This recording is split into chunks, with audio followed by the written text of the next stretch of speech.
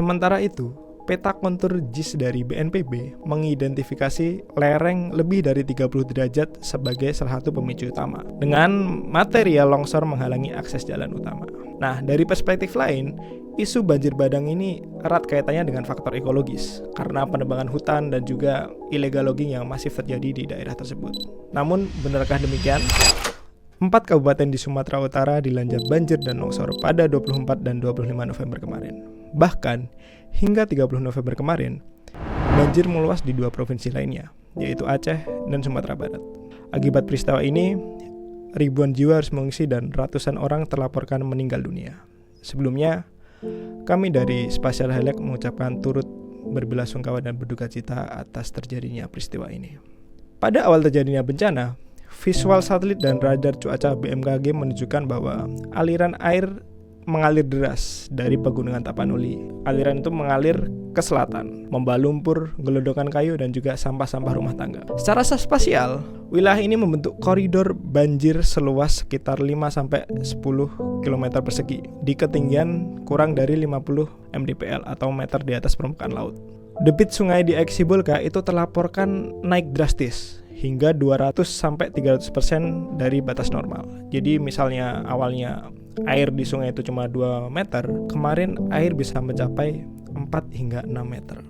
Longsor lebih parah terjadi di zona perbukitan, dengan 15 kelurahan terlaporkan terdampak. Peta tematik Inarix menunjukkan bahwa daerah-daerah Sibolga dan Tapanuli memang merupakan dalam tanda kutip hotspot tanah longsor. Sementara itu, peta kontur JIS dari BNPB mengidentifikasi lereng lebih dari 30 derajat sebagai salah satu pemicu utama, dengan material longsor menghalangi akses jalan utama.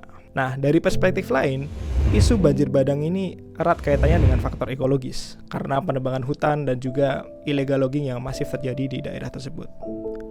Menurut BMKG, bencana ini dipicu oleh 2 siklon, yaitu siklon tropis Koto dan juga siklon Senyar. Nah, siklon Senyar ini mendorong pembentukan awan konvektif tebal. Jadi dari Aceh hingga Sumatera Utara itu ada awan-awan tebal yang memicu hujan deras. Sementara itu di sisi lain, siklon tropis Koto memperkuat pertumbuhan awan hujan dan ia juga menarik massa udara basah di Indonesia bagian barat. Selain aktivitas siklon, dinamika atmosfer juga ikut memperburuk situasi.